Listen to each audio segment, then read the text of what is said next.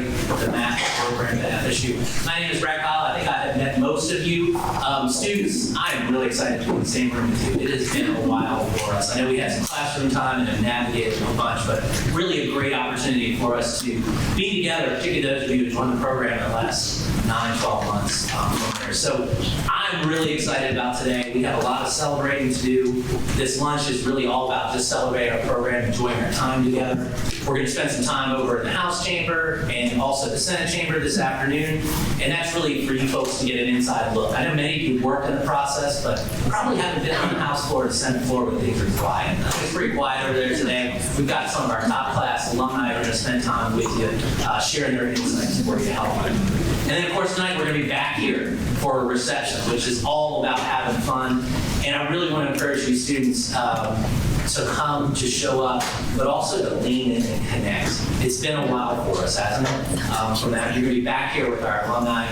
And my message to you today is it's time to shine for you folks, right? You've shown, you've proven that you're adaptable, that you're resilient. I've seen it, right? So I would ask you to check any thoughts about imposter syndrome, that you're not good enough for this program or to be here in this room.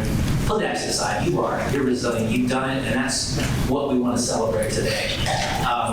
One of the things that's been on my mind a lot lately, and probably doesn't get talked about a lot, even in one-on-one or group situations, certainly not a big room, is the idea of loneliness. And I think a lot of us have had those thoughts, certainly the last 24 months or so, about what that means to us, what that means to people that we're interacting with.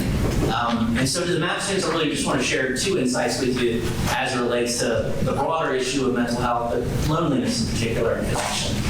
We do know connection is our way through for a lot of that. And the first insight really is sort of more global for us to kind of think about 24 of you. You got 36 days. You'll be walking across the stage at FSU, getting your math degree. And when you do that, you're not just stepping across the stage. You get to shake the hand of the dean here. That will be wonderful. But you're really stepping into a different world. You're going to be joining our 500 plus alumni, who all of them care about you.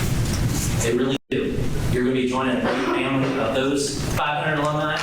Those of you who are interested in broadening your horizons, maybe going to Washington, D.C., we've got over 75 math alumni there working in the process at the federal level.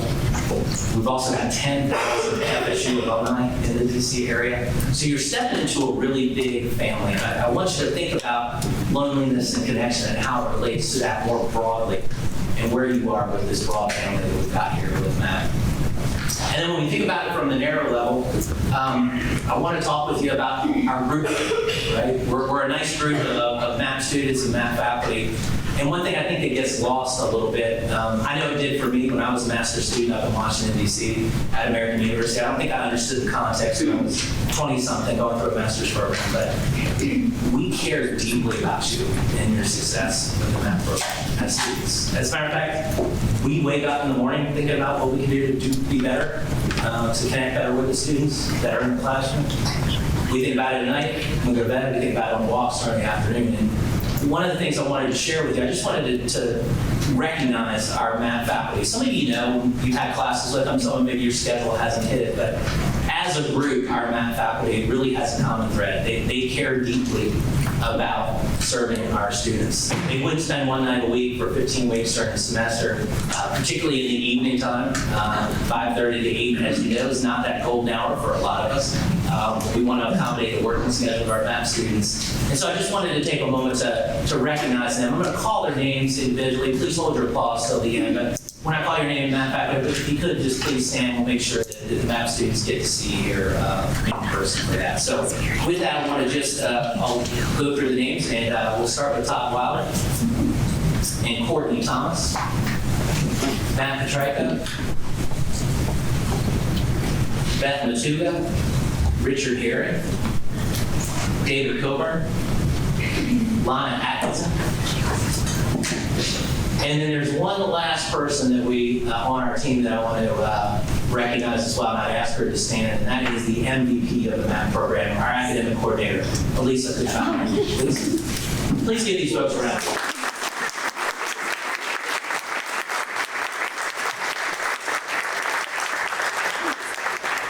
Excellent. So we've got a wonderful program here for you. I'm going to close close us out a little bit later. Enjoy the folks that you're around. Enjoy the program. And with that, I'm going to call up the Dean of the College of Social Sciences, Ms. Chapin.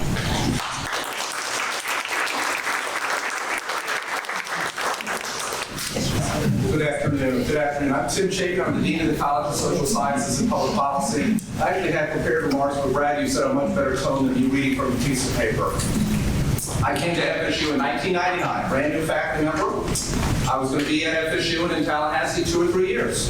That was this was a stop and the destination to other places. I don't even know what that meant. I fell in love with the university. I fell in love with the town for some of the reasons that you just saw with Dr. Kyle here. FSU cares about its people. This community cares about its people. The love we feel for you, the support we want to provide to you shines through, and I picked up on that as a new faculty member, and I said, you know what? Why would I leave for someplace else? This is the best university on the planet. I believe that, and I know that. I've been dean now at the college about 6 years. For those of you that don't know much about the College of Social Sciences and Public Policy, and I'm always amused when you ask our undergraduates, what's your major? Or excuse me, not what's your major, what college are you in? Many of them, the answer is, well, my college is the Bellamy Building. That's an honesty. My college is the Bellamy Building. But really, actually, part of the College is Social Sciences and Public Policy. The College of Social Sciences and Public Policy is the third largest at FSU, 5,000 students, 160 faculty, about 80 staff. We make the university go. Our students come from all walks of life. We're the most diverse college in the university. We send more people to study abroad, or a higher percentage of students to study abroad than any other college in the university. We're more engaged in this town than any other college in the university, I would argue. There are other wonderful colleges at FSU, don't get me wrong, but I love mine, I love ours. The College of Social Sciences is about getting students out there that want to do good in the world. You talk to our students and say, now what college you're from, what do you want to do? I want to do good in the world. I want to be an economist, a political scientist, an applied political scientist, a math graduate, an urban planner, a public administrator, a sociologist, a demographer, a public health professional, among many, many, many others. But the routine and the sort of core thread there is I want to go out there and do good in the world, and there's a real joy in that. So we appreciate you being part of the college's family. Something else that I'm particularly proud of in the college is we have deep, deep connections with our dear friends in the legislature and in the governor's office. They are wonderful supporters of the university and the entire state university system. This year was a wonderful session for all sorts of reasons, but it brought a lot of wonderful new investments for the university. There's a new FSU Health building that will be coming out of the ground here in a few years. Some big investments across the university in terms of faculty and improvements to our facilities, as well as, and I'm particularly proud of, not just renewed investment, but increased investment for the Institute of Politics at FSU, which is housed in the college. The IOP is sort of represented, I would argue, in this room. The IOP is about civil discourse, disagreeing but disagreeing civilly. We're going to disagree about a lot of things. That's the way this works. That's politics. But we can do so civilly.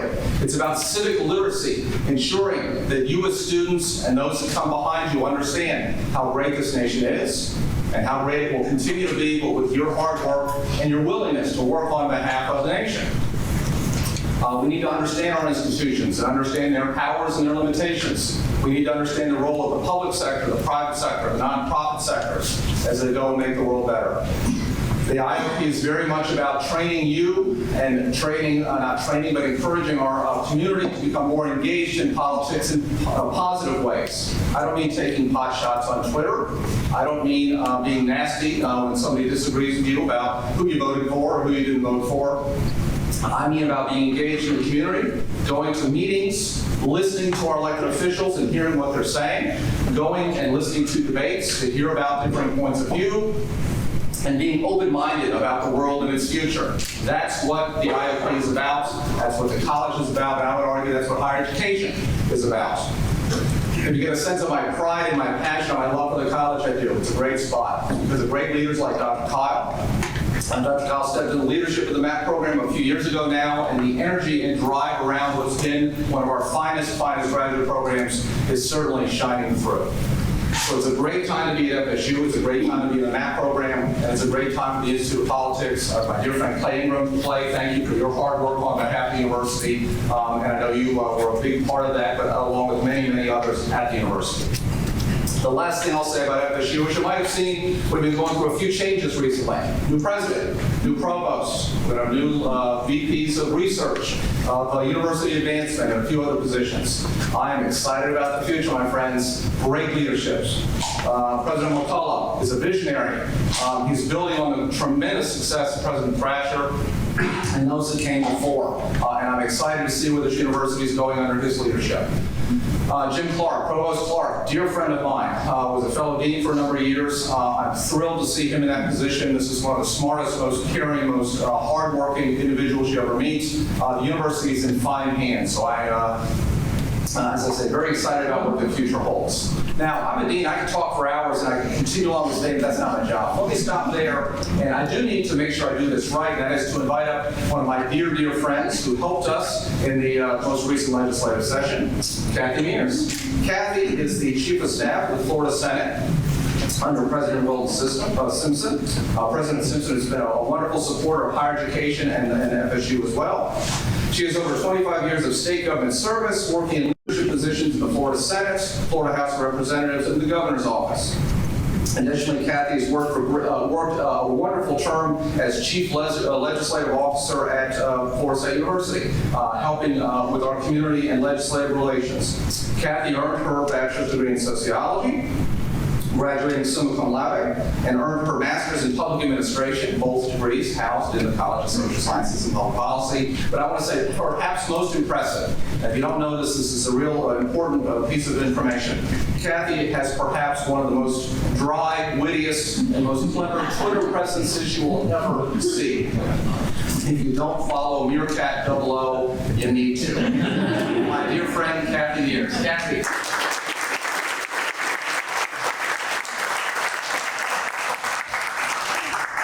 All right, this check is in the mail for sure. My name is Kathy Mears, and I have the honor of speaking before you today about one of the most influential people that I have ever known in my life. And that's saying a lot because I'm old, I'm blind, don't let this hair fool you, right? When speaking about the imposter syndrome and feeling like you don't belong, I stand before you today proudly and tell you that I grew up in a single-wide trailer. And to a single mom with 4 kids, I'm the first person that ever attended college in my family. I was 30 years old when I first stepped into TCC to become a student there. And I went on to Florida State University, getting my bachelor's and my master's. I started at the PhD program. I had to stop. But my dream is to return to FSU, either part-time or full-time one day, and become Dr. Meerkat. That is my goal. So I hope I speak to you again, maybe as a fellow student in the future.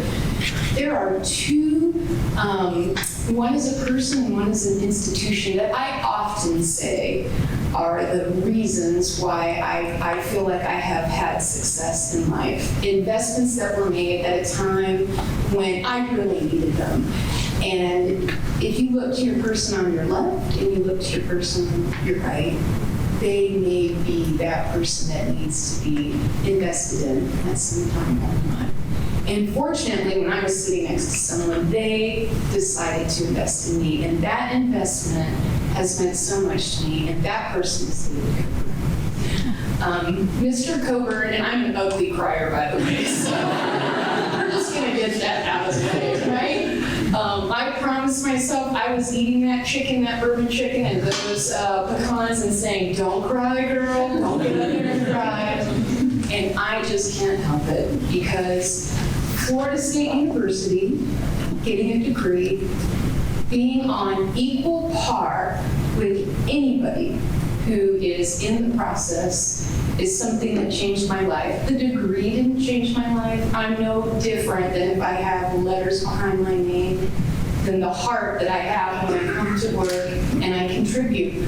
But in this world, and in this society, and in this time, you can limit yourself, not everybody, but you can be very limited with your choices if you don't invest the time in upgrading your mental technology. If you don't invest the time in yourself, it doesn't make you a better person, but certainly doors are open to me because I took the time and the discipline and the difficulty, and I didn't go out to do as many fun things as my friends, but I broke down and studied and did the best I could, sometimes studied very last minute. I know some of you probably can understand that. But Florida State University is what I credit, and one of the reasons why I love this beloved institution is because it helped me become the person, the contributor that I want to be. In terms of a person, Mr. Coburn, who I like to tease a lot. He was one of the first people that I met on my first day coming to the Florida Capitol in 1996. He was a legend, y'all. He started as a chief of staff. He was the chief of staff. He was in the governor's office. He served in the House and the Senate. Extraordinary. If you have ever been in that bucket of crabs that we know as the Florida legislature, where to get to the top you have to pull other people down, it is extraordinary that David Coburn was one of those people that survived and thrived in that environment. And the first time I had to call him, the Speaker of the House said, you're working on this press event, and I was terrified. I didn't tell anybody, but I was absolutely terrified. And they said, call down to David Coburn in Appropriations and make sure that you get these numbers right. And the call went something like this. Hi, I'm Kathy Mears, and I'm new to the legislature, and I was told to call you. And the response, if you know David Coburn, was exactly what you would expect, which is a long, uncomfortable silence. I was like, hello? I'm Ken. And he said, I heard you. And I made my presentation the best I could to tell him why the numbers that I had I thought were right. And instead of answering, instead of saying anything, he said, send it down to me and I'll take a look. And I remember getting off the phone, and this is, if I had my hand on the Bible, I would tell you, I said, who is that man, David Coburn? I was so terrified of him because he seemed like he was ready to eat me for lunch. Here's what I learned in the intervening time. In the 25 years that I've known David Coburn, 3 things that I know that I want to impart to you, because if you know David Coburn and you've had a chance to be in his org and you know what would mean something to him, it would be me telling you something that would improve your life and make you more successful if you heard these stories. And so that's what I'm going to do. I'm going to tell you about things that he has helped me be successful. Number 1, David is incredibly competent. Be good at what you do. Don't run your mouth, run your mind. He absolutely is the most capable, competent person I have ever known in all the years that I have served in government, in the private sector. Anybody I know, David Coburn is a stuff. He listens before he speaks. He understands before he opines. He shares before he takes. And he is one that absolutely you better know your stuff when you walk in, because he's going to, in a patient but direct manner, challenge your thoughts if they are not right on. And that is about the best gift that you can have. Don't ever get confused with a disagreement on your approach and criticism for who you are. Because those disagreements and those changes and those edits and those red lines and all the things that cause you to boil up and say, who do they think they are the very things that are going to make you a better person. Understand and accept and find the most competent person you know and let them have at your work so that you can be better. Number two, David is the most caring person that you could ever find. Now, when I say that, it's like an onion. You got to peel through a lot of layers of seriousness and sometimes misunderstanding. But at his core, no one cares for people more than David Coburn. He cares about the plight of his students. He cares about the career path of the people he works with. I know for a fact that he has spent much more time and energy on how to help someone than to go directly to solve a problem. He often gives you a task and sends you on your way and lets you flounder around right about the time that the water hits your nose when you're going to drown. And if you're ever about to drown, the first hand that you're going to see to pull you up is the hand of David Coburn. He consistently looks out for the person on his right, and the person on his left, and the person in his class, and the person on his staff. He greatly cares for people. And for us, life is not all about the knowledge we gain. It's not about the money we make.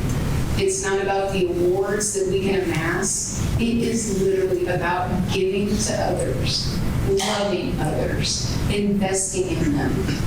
They say a person who's successful understands and is able to survive and think in terms of the next year, but a great person thinks in terms of generations. And there are generations of people that benefit from leadership.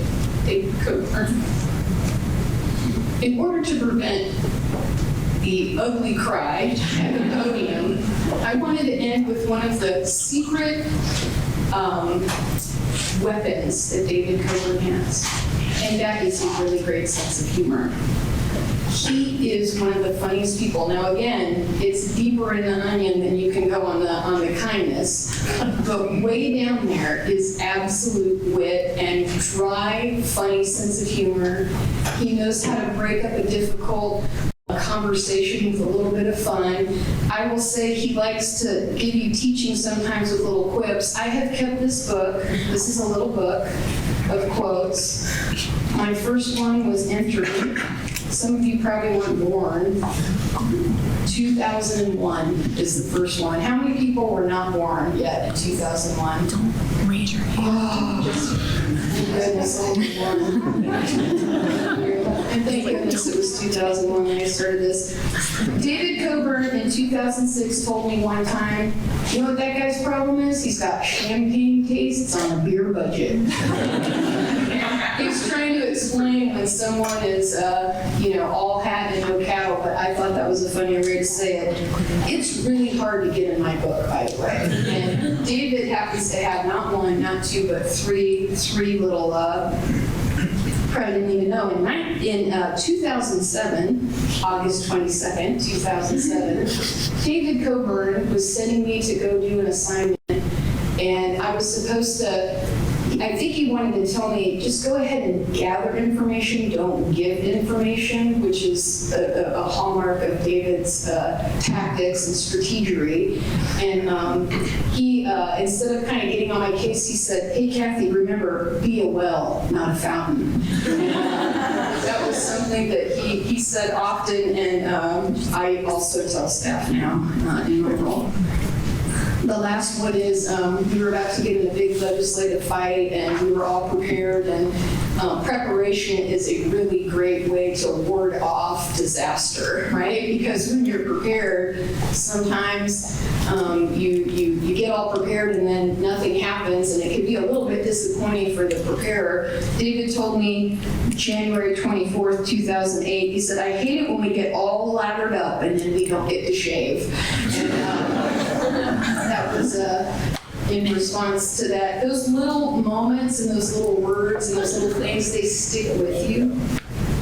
And I would tell you, I cannot think of a single example of a word or a phrase that David Coburn has said to me in all these years that caused me to be discouraged or feel less about myself, or that would crush my heart.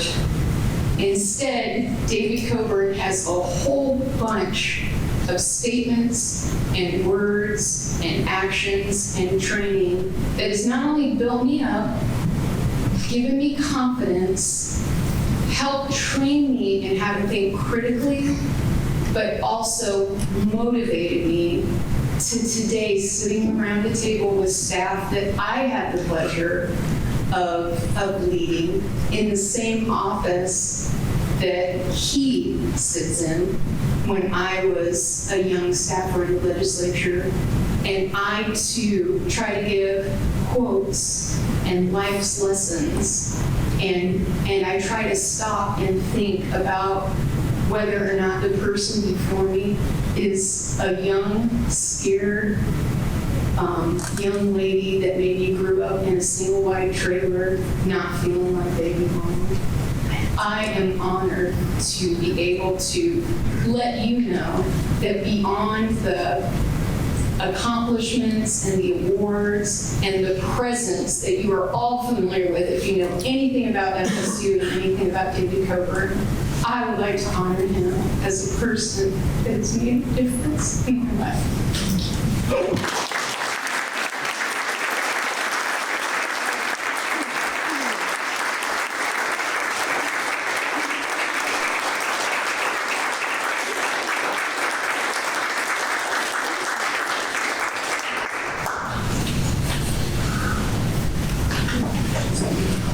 Okay, Wilder, you get to come up and rebut.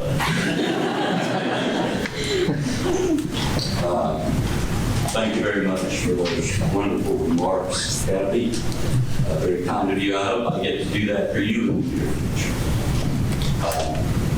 Certainly that was an investment that returned a lot for the state of Florida. Those of you who are not aware, I would tell you that the Florida State University is very, very pleased that Kathy was the chief of staff in the Senate for the last 2 sessions. I think Clay would confirm that. So on behalf of the university, thank you.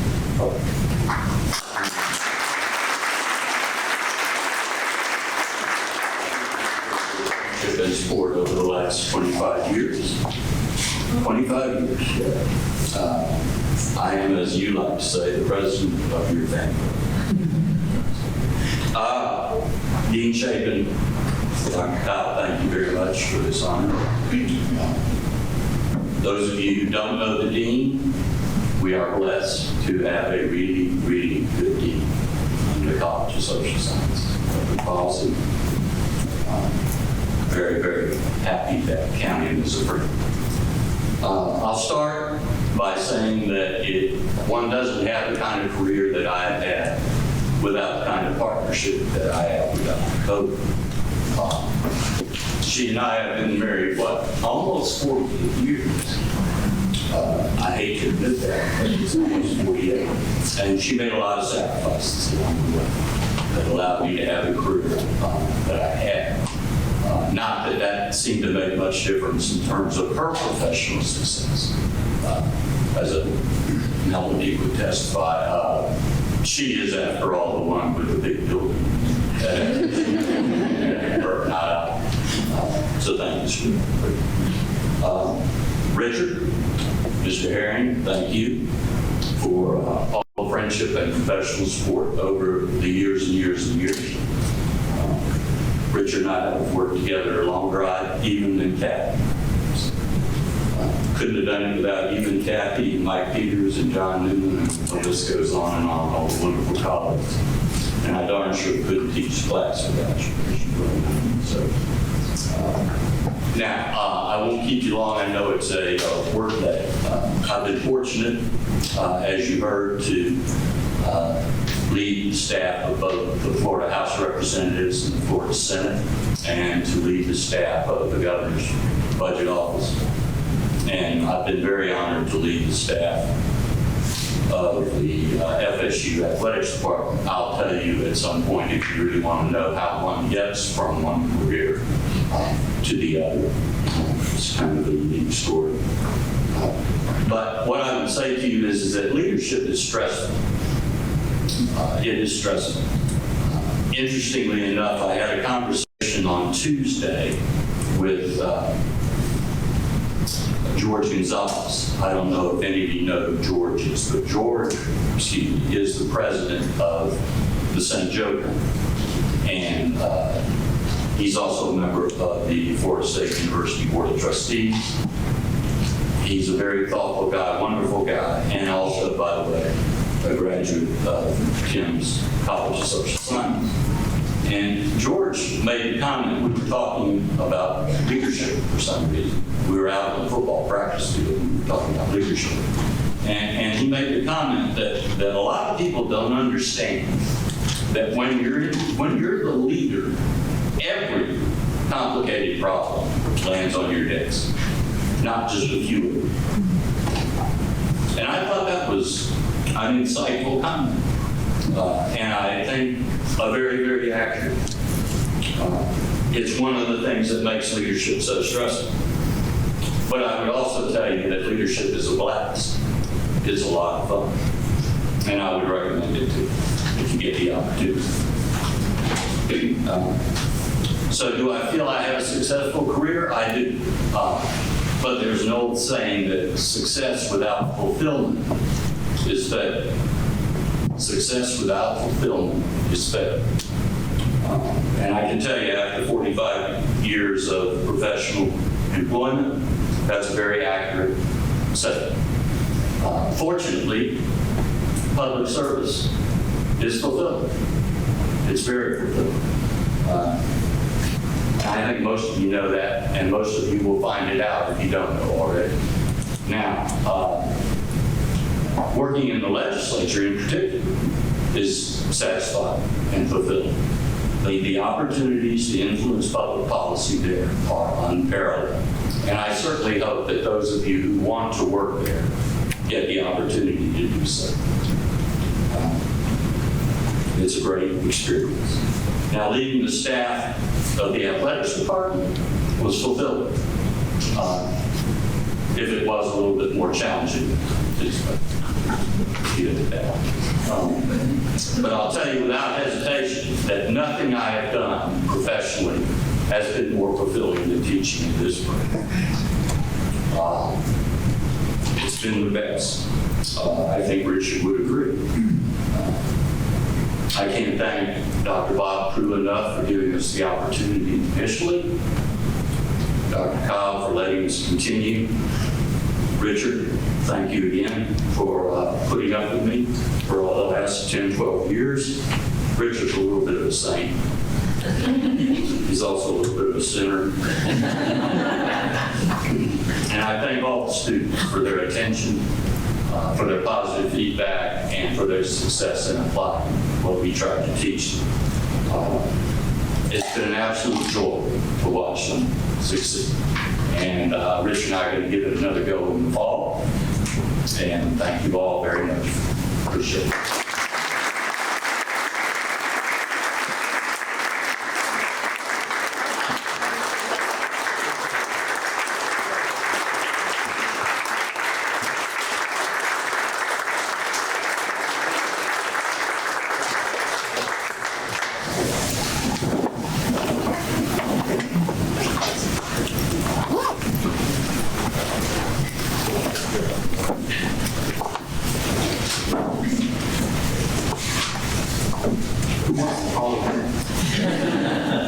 Kathy, that was a beautiful, beautiful tribute, David.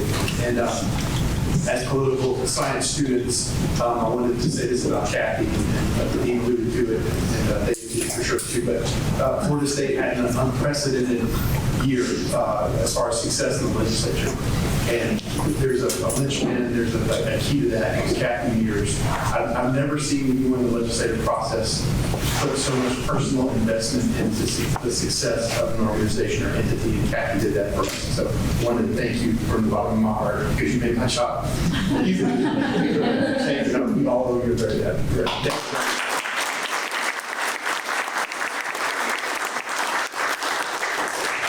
Dave, if I can take just a minute, you're a giant and you're a legend at the Capitol, and then what you did for the university and stepping up when you may not have even wanted to, and led the athletics department in the university through some probably the most challenging times that department's ever been through, and coming out the other side, and then we're sitting pretty in this physical position.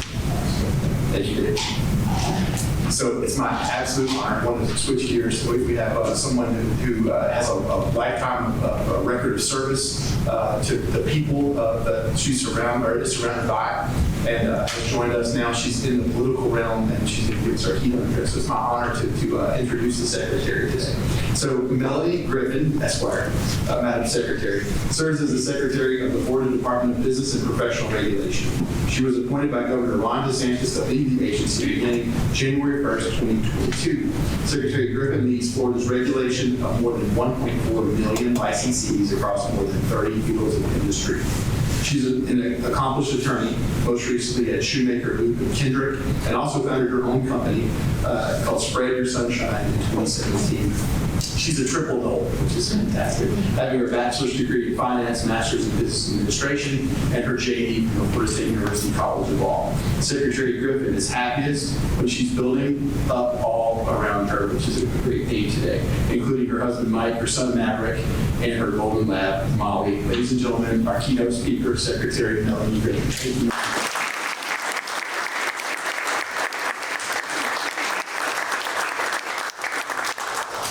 Well, I can tell you the next time Clay Ingram calls me and asks me to do a keynote, I'm going to ask a few more questions because he took the words right out of my mouth and he said, "Who would want to follow that?" And I'm thinking, not me. Oh shoot, I'm next on the agenda. So seriously, congratulations, David and Kathy. That was just beautiful and definitely a hard act to follow. So since I am unfortunately in these shoes, I'm going to do my best today, and it is awesome to join you. Much like the others before me, I love coming back to the university. I lived here for about 8 years, getting the 3 degrees, and although I've been away for quite some time in terms of my living situation, it's been awesome to be back on campus and be back in Tallahassee much more frequently since January, and I continue to be here about once a month working with students at the university ever since I left back in 2006, so it's just great to be here.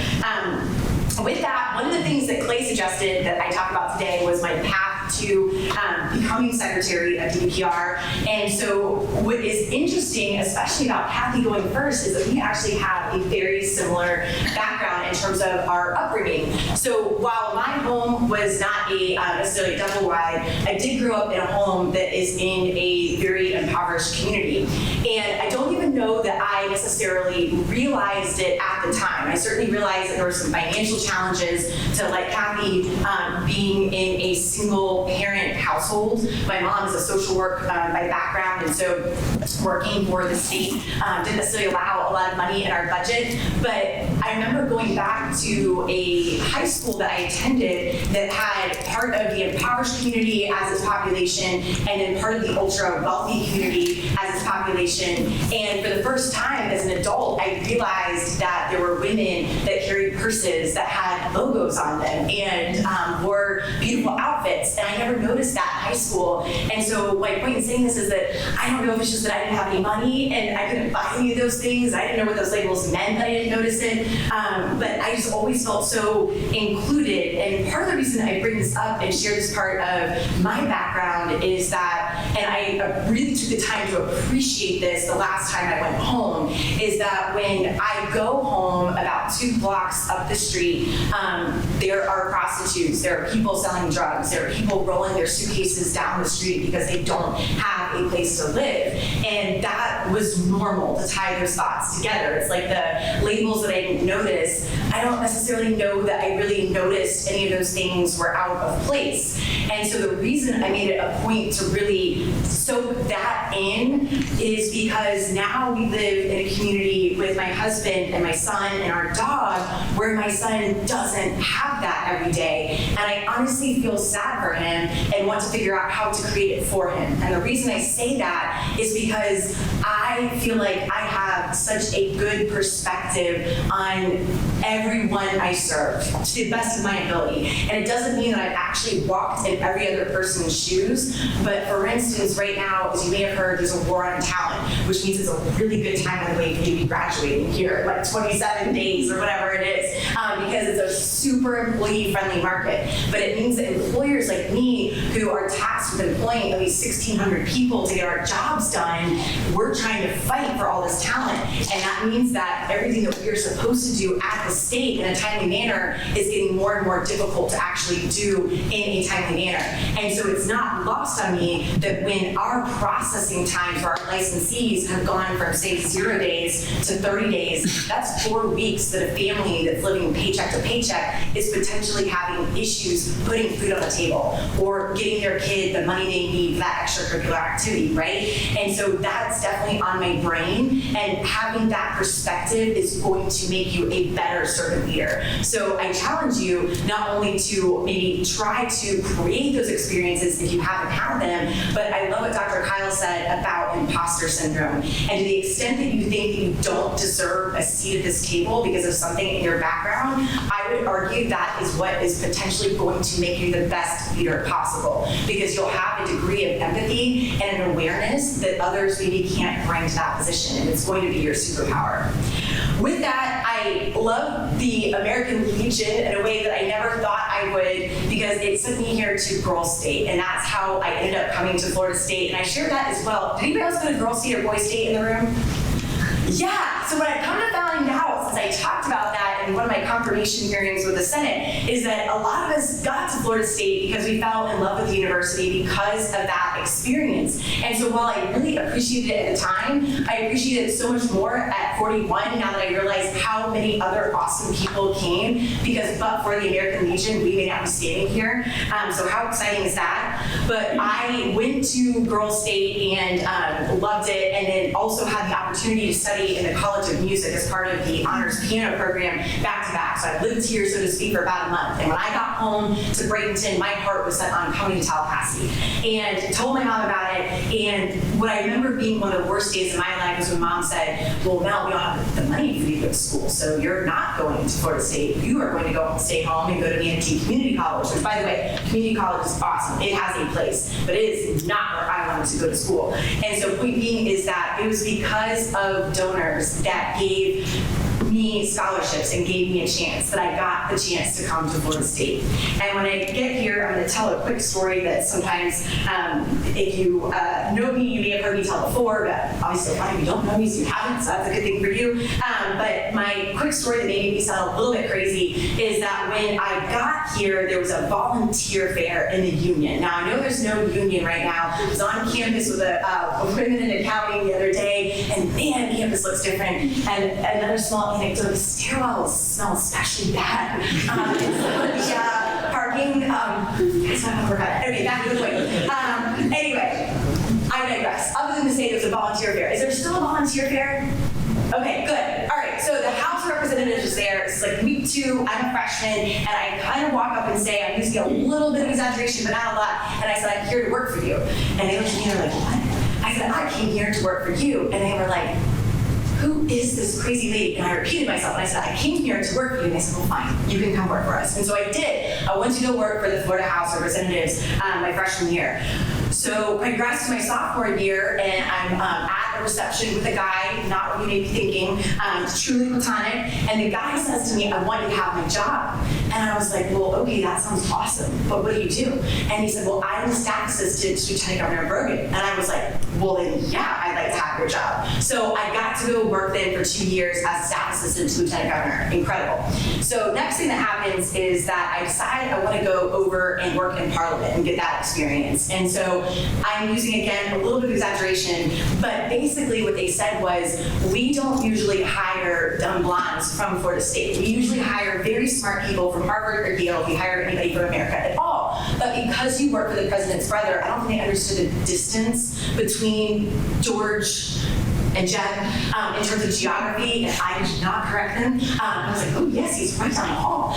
Anyway, so since you work for the president's brother, you can come work for us. And so I got to go work in Parliament, and so that was amazing. So fast forward, and I tell you some of these experiences. I ended up working for the legislature. I worked for the governor, and then I also worked for DPR twice while I was in law school. And that was very intentional, so that I was able to see the executive side, the legislative side, and the rulemaking regulatory side. And so I had that 360 perspective. And so if you haven't had the opportunity to do that, and it's an opportunity you can create for yourself, that in itself is fascinating and will give you a great perspective.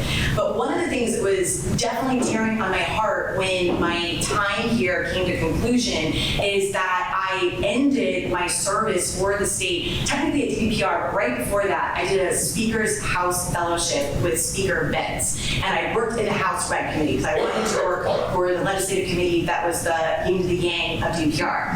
And so point being is they offered me a full-time staff position to stay on once I graduated. And what I decided was to turn it down because I thought to myself, I didn't get 2 extra degrees and stay here for 3.5 more years to put myself through school to essentially serve in a very similar role as what I was already doing. So that was my concern. So I thought I need to move on.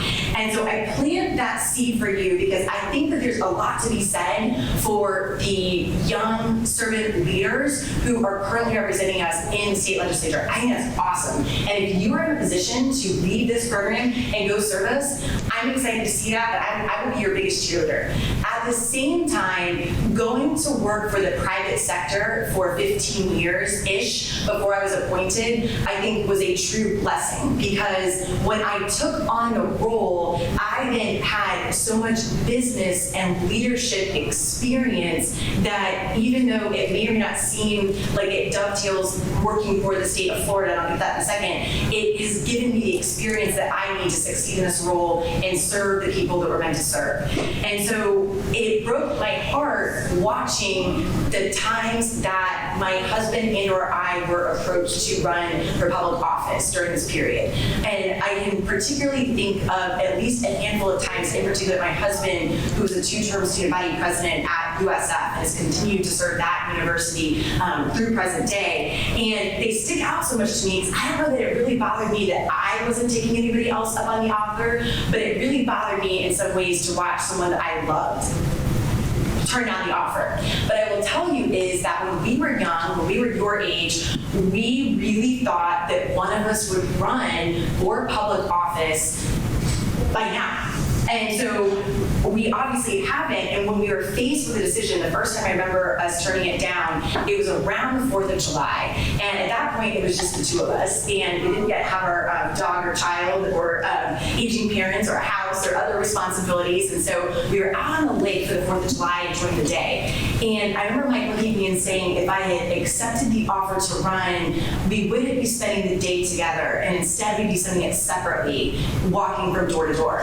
And that's an awesome experience too, meeting constituents and serving them and hearing their feedback. But at the same time, public service takes a toll on your relationships. It takes a toll on your household. It takes a substantial amount of money and or money out of your pocketbook. And so there are reasons that you may or may not be able to serve as early as you want to. And those are all considerations that if you haven't yet sought out a mentor to talk through those, what does that actually look like for me? What impact will that service have on my life? I would encourage you to do so because again, we thought we would have had this experience much earlier. Taking it on at 41, I can tell you not only that I have the business experience to be the leader that I am at DPR, but I also feel like my life is set up in a way that now I have the opportunity to lead in a way that I want to, that I couldn't have afforded in terms of time, financial resources, etc., if I had taken it on at an earlier stage of my life. So I'll fast forward in the time that I have left to talk about how did I actually become secretary? What did it take to get here? And a couple of thoughts here. One is that it took being lifted up. And this meant in several ways, and I want to in particular point out 3 cheerleaders that I have in the room. One is Eric Carr. You're Eric Carr, right? And the reason I say that, and I had the confirmation, is because Eric and I have never actually met in person before. But I can tell you that Eric is one of the best cheerleaders that I have on LinkedIn. Half the time I go on LinkedIn to see if Eric Carr has sent me a message or made a comment. And like, you truly brighten my day. You found out I was speaking at this luncheon, and next thing I know, Eric Carr sent me a message. And it said, Mel, I am just so excited that you're speaking. And I was jazzed to be speaking at luncheon. It was so awesome. And he's like, I'm doing the social media. If you need the logo, here's the logo. So you can put it on your social media too. And I was like, this guy is amazing. I can't wait to meet Eric Carr. My point is, in this technological age, your superpower is that you have the ability to lift up others. And you should take that opportunity as frequently as you can. And as big of a fan as I am of handwritten notes, I'm kind of giving up on it these days somewhat with the time constraints, is that giving someone a call, shooting them a text, letting them know that you're thinking about them makes such a difference and is so meaningful to them. Speaking of which, I want to talk about Jonathan Levin, our immediate past student body president. Jonathan, you're right there. So Jonathan, I just double checked. I have 2 messages saved from the day I was appointed. One of them is from Jonathan Levin, and it is at 4:12. I think I had been secretary maybe for 62 minutes. The next thing I know, Jonathan Levin is on the phone calling me because he's so freaking excited that I was appointed as secretary. And I will tell you that the reason being appointed as secretary was a great day was how excited everybody else in my life was. It wasn't really about my journey, it was about the village that I came with, and that was just awesome. So thank you, Jonathan. The last person that I want to speak about quickly is Dr. Coburn. Is that you have been a cheerleader for me for almost 2 decades, and I am just so appreciative of you. And it's not just me. Dr. Coburn, as the Vice President for Student Affairs, has kept in touch with so many of our students and checks in and makes sure. I felt terrible one day when I went to a football game earlier this fall, and she said, "Did you change your phone number?" No, I'm thinking through. I'm like, I think I have the same phone number. She's like, well, I sent you a text to check on you. You didn't respond. I was getting really worried. And then I had to call someone else. They said you were fine. Anyways, my point is that she's just been such a cheerleader for the people that she's been around. And so the way that I ultimately got here, in addition to Eric and Jonathan and Dr. Coburn, is that there is a secretary who served the state very well who called me and said, you need to be doing this. And I want to talk to you over the next several months and show you what that looks like in terms of what the job would actually entail, and also how you would actually do it, what it would actually mean to get the call that a position is open and have your game plan ready so that you could lobby the governor's office and ensure that you're the candidate who's ultimately selected.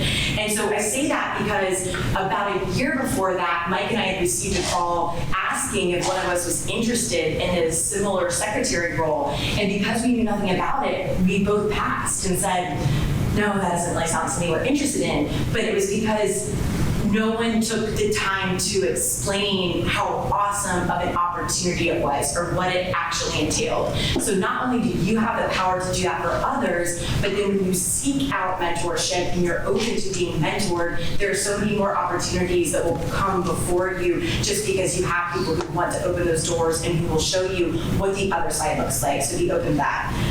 The second reason that I think I was able to get here is because I was willing to find joy. And what I mean by that is that about 2 or 3 years ago, I realized that my true calling was not being a full-time lawyer. And that took some criticism by some people who were really close to me, and some of it I appreciated, meaning that I remember my mom said, Mel, when you give up your equity shareholdership at the law firm, I've been an equity shareholder for 5 years, and I was the managing shareholder of the Tampa branch office for a statewide law firm, and she said, you know, when you give that up, you will no longer be prestigious. And what she meant by that was not that I wouldn't be awesome in her eyes, but she said there are certain people that invite you to things because of those titles behind your name. And you have to understand that they will no longer necessarily invite you or respect you in the same way if you are now out there, by the way, spread your sunshine, I make stationery and do affirmation cards and keynote speaking, quick meetings. If you're quote unquote just selling stationery, they may not respect you in the same way. And so I appreciate my mom's advice, and it honestly was helpful because while she was the first person that put it on my radar, then when I actually heard that from other people, I I wasn't surprised. I was prepared for it. But I still felt that me being a full-time lawyer was not the best opportunity for me. And so I was willing to find the joy. And I bring that up because fast forward then, when I'm in the governor's office and I'm interviewing for DPR secretary, one of the questions I was fairly asked was, how are you going to give up your full-time practice of law? Because I've still been practicing law part-time. And so point being is I looked at them and I was like, check, I did that 3 years ago. And so point being is that if I hadn't been willing to pursue my passion, it wouldn't have allowed me to say yes then when a new opportunity was presented. So if you're always operating in fear, you'll never get where you're supposed to go. I think the last thing that I credit being here with the secretary role is having confidence. And what I mean by that is, as Dr. Kyle said, imposter syndrome is real. And if you overthink positions and talk yourself out of them, you also will not have the opportunity to serve. And so if I had looked at the DVPR secretary role and been intimidated, which I was a little bit, by the way, by a $160 million budget and 1,600 employees serving over 30 industries with 1.5 million licensees, I would have never taken on the role. And what's been pleasantly surprising since I have is that although I didn't necessarily serve in the same exact capacity, I wasn't internal in the agency in the way that some other agency heads are, where they work their way up and then eventually assume it after me being a deputy secretary. A lot of the situations that have arisen, I look at the leadership experience that I've had and I see analogously exactly how it played out before. And so I know what to do in different positions. So I'm so glad I said yes and didn't stop the fact that I didn't have the exact same experience and let that be a reason that I said no.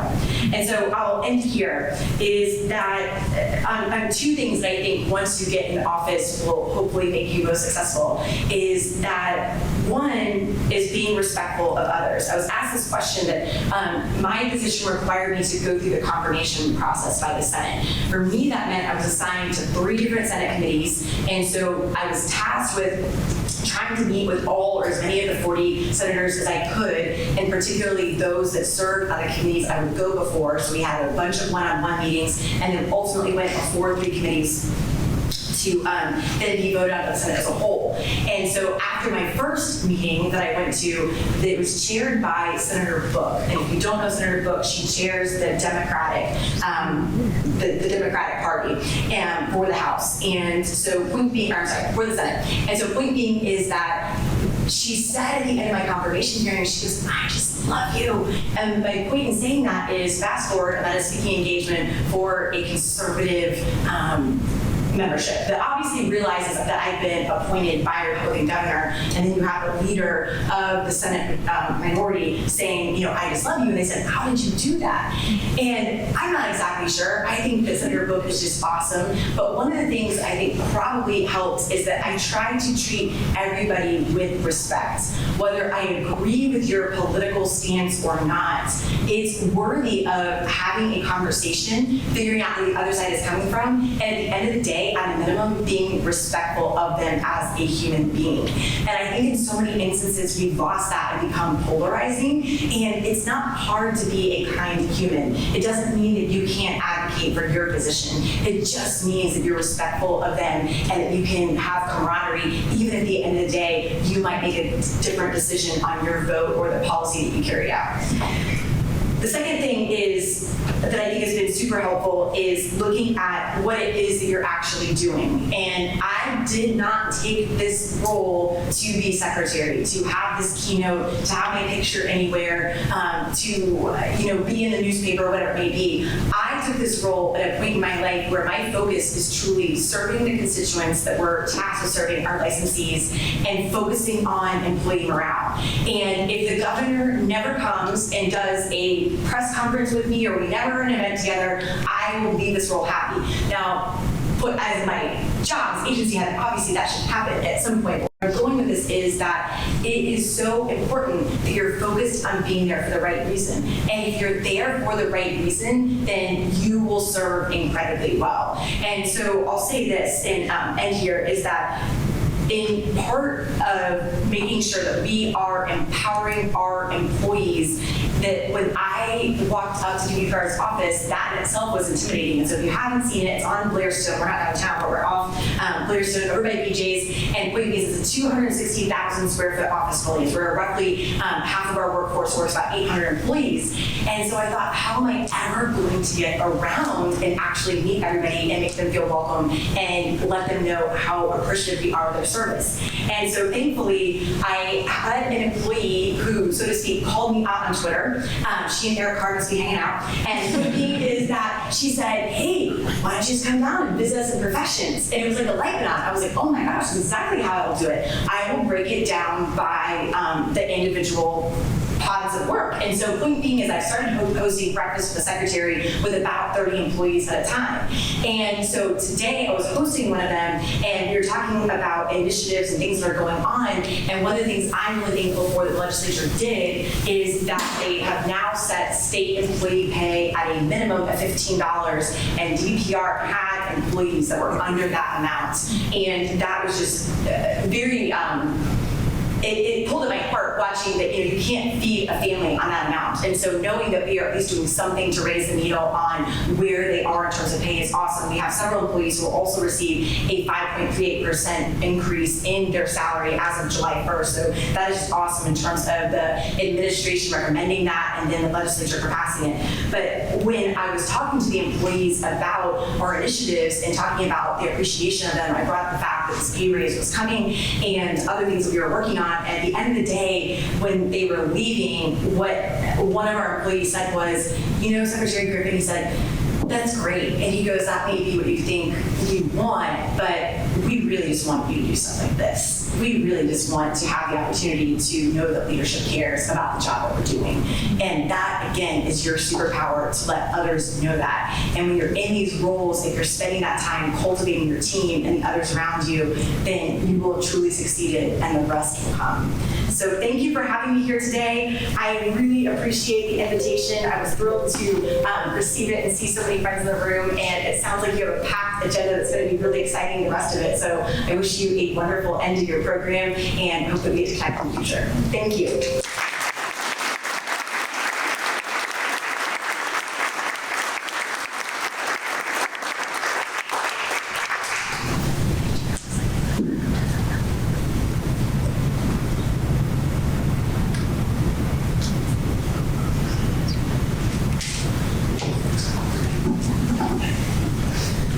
Thank you, Secretary Griffin. Good afternoon. My name is Brad Gomez, and I am the chair of the Department of Political Science here at Florida State University. The Department of Political Science is extremely proud to be the home of the MAP program. In its 22 years of existence, the MAP program has developed a sterling reputation for training students who are interested in careers in applied politics and policy, and training them in campaign management, political communications, lobbying, and legislative affairs. The MAP program is vibrant. At its heart is a wonderful team of instructors.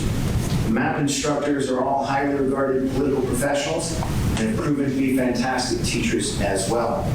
I sincerely appreciate the time and effort that these individuals take out of their very busy lives to support our students and our program. In my time as department chair, I've become truly inspired by the level of dedication that these individuals show to the MAP program. You are all extremely generous, and I am extremely proud that you are on our team. So please join me in thanking these outstanding instructors.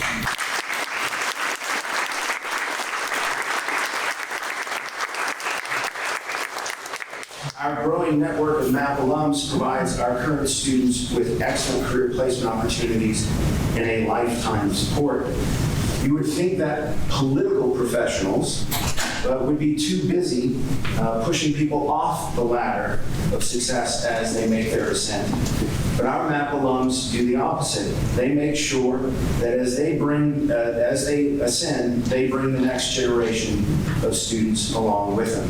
And to our MAP alums in the room, I wish to thank you all for all that you do for this program, and thank you for your support as well.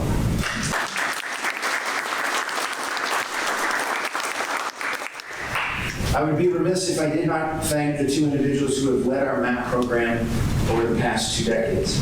The MAP program was founded by my dear friend and former colleague, Dr. Bob Crew. This was his baby. Bob is now retired and living in Portland, Oregon with his lovely wife, Nancy. But I know that he remains extremely proud of this program and all that it has accomplished. And we are forever grateful to Dr. Crew. We are fortunate that our MAP program is currently led by its director, Dr. Brad Kyle. Dr. Kyle is incredibly energetic and thoughtful. He has great zeal for our program, its mission, and its students. He is constantly telling me about new and innovative ways that he wants to provide you with exemplary training, and I'm deeply appreciative of that. Dr. Kyle has undertaken a curriculum revision to ensure that our students' training is contemporary and forward-thinking, and he has restructured MAP's professional practicum requirements to ensure that students receive more structured guidance and remain engaged and are more likely to actually complete the program. Along with Dr. Amanda Driscoll, our undergraduate coordinator, they have created our combined bachelor's and master's pathways program, which is bringing more students into the program and giving more opportunities along the way. I should also mention, on top of all that he does, Dr. Kyle maintains an exemplary record of teaching. And so, Brad, I want to thank you for all that you do.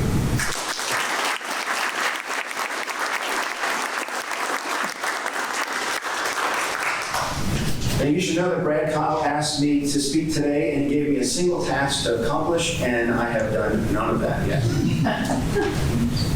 You see, I'm a university professor, and so I'm professionally trained to speak at 50 or 75-minute increments day of the week.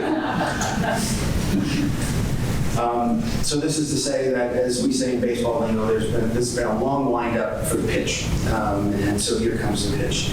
The reason I am here today is to award the Jean and Julie Moran Scholarship. In 2020, Jean and Julie Moran generously endowed a scholarship fund at FSU to provide much-needed support to our worthy MAP students. This is the first scholarship associated with the MAP program, and we cannot thank the Morans enough for their remarkable generosity. Unfortunately, Mr. and Mrs. Moran are not with us today. They're on vacation in Hawaii. Okay. But I am honored to stand in their stead today to make these scholarship awards. In fact, because we were unable to host the MAP CAP program last year, I'm actually giving out 2 scholarships today. We had a wonderfully talented group of applicants for the Moran Scholarship, and our awardees were selected by a committee of MAP faculty based upon the application materials as well as the students' stellar performance in MAP coursework. It is my distinct honor to announce the winners of the Jean and Julie Moran Scholarships, Sumia Bansal and Malik Moore. Will you both please stand up?